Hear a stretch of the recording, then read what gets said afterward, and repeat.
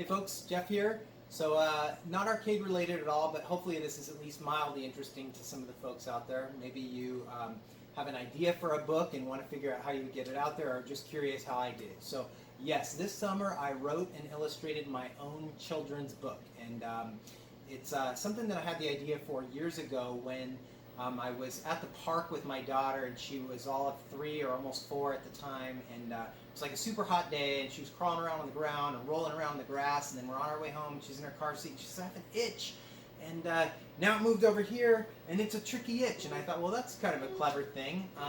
So I thought that would be a funny, like a comic or something. So we actually went home that day and drew some little pictures and made like a tiny little comic out of that whole thing. And once it was done, I thought, well, this could actually be a children's story like the ones that I was reading to her at the time, or I had read as a kid. And I thought, I'm going to make this into a children's story. So I went online, I researched how to get this done, and found that there's this whole sort of industry in place that's this self-publishing industry. And it's something that it's almost kind of looked down upon by the actual publishers and authors. They call it vanity publishing, but it's where you would go online, you go onto a website, you set up your files, you upload your own content that you wrote or your pictures that you drew if you're doing a picture book, and you create this book. But my problem, of course, was, first of all, that I'm not an author at all. And in fact, the people that know me know I'm better around accounting and finance. I'm good with Excel spreadsheets. In high school, I was in AP Calculus, and then my first year in college, I was in all the advanced math and engineering courses, and I was in remedial English. So I knew I was going to be in trouble writing, but it's just a kid book. I decided to go for it.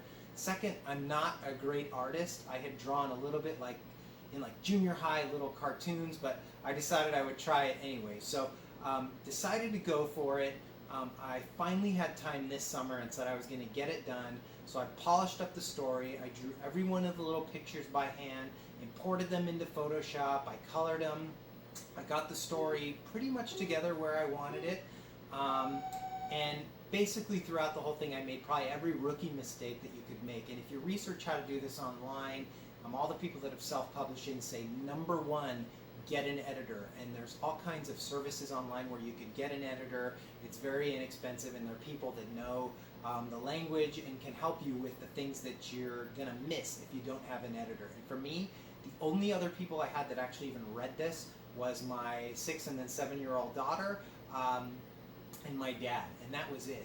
So, an editor would catch things like, of course, spelling errors and grammar errors and inconsistencies in your writing, and where things just don't make sense, or formatting issues. So I didn't have any of that. I just went for it myself and tried to get it in the best shape I could.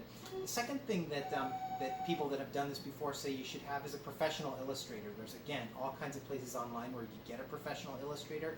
I really wanted to draw the pictures myself.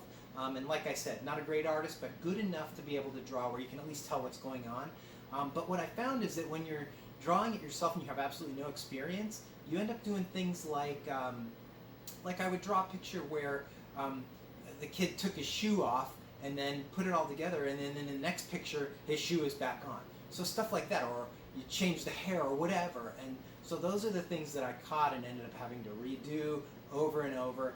But it was still okay. I got the story and the book and the pictures to a point where I felt really good about it. So then I went online, lots of services. I chose a service called CreateSpace for this. There's other ones out there that do this self-publishing. There's another main one is Ingram Spark. There's another service called Lulu, and a whole slew of other ones. I chose CreateSpace because it's Amazon's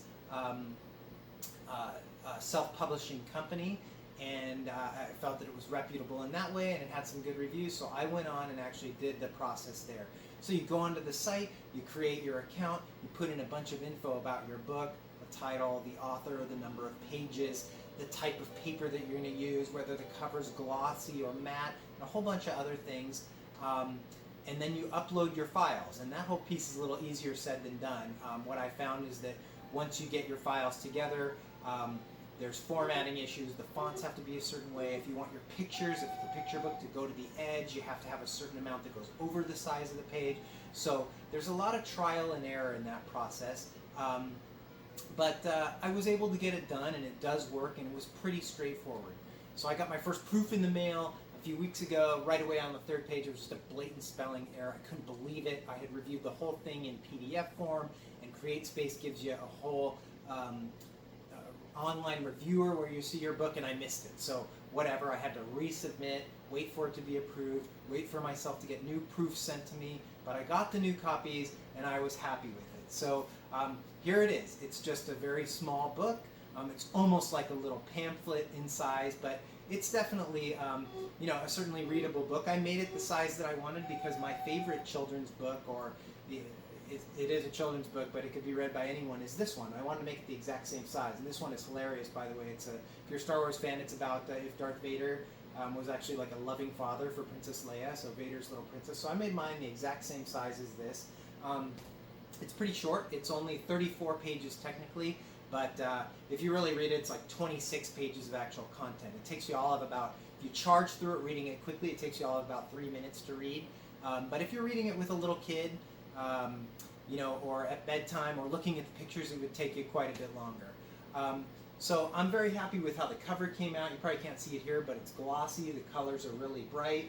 On the inside, the colors are just slightly darker than it came out when it's like on your screen or you're looking at it in the PDF, but still very clear and crisp, and the drawings came out how I wanted them to.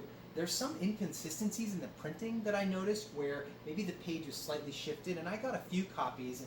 What you notice if you look at these books is that on the back page you can see where it was printed, and this one was printed in Lexington, Kentucky, and that's how this works.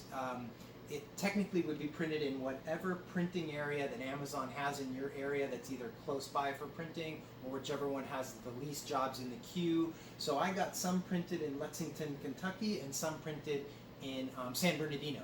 Go figure. And I live in San Diego, so you'd think they'd all be closer, but I noticed that the ones, based on where they were printed, they looked just slightly different.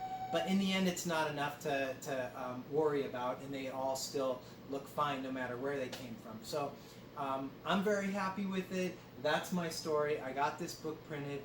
It's a silly little story about an itch. It would be good for like a first or second grade reader, or any little kid that you were reading at bedtime. And then as it evolved, I realized it's just good to kind of mess with people. You could just leave it lying around your place, and you see if when you get to the end, if someone reads it and actually ends up scratching. So that's it. If you're interested, I made a short little trailer video that I'll link to in the description. Or if you have any questions about the book, the process, arcade games, you can always drop me an email at jeff@720zone.com. Thanks.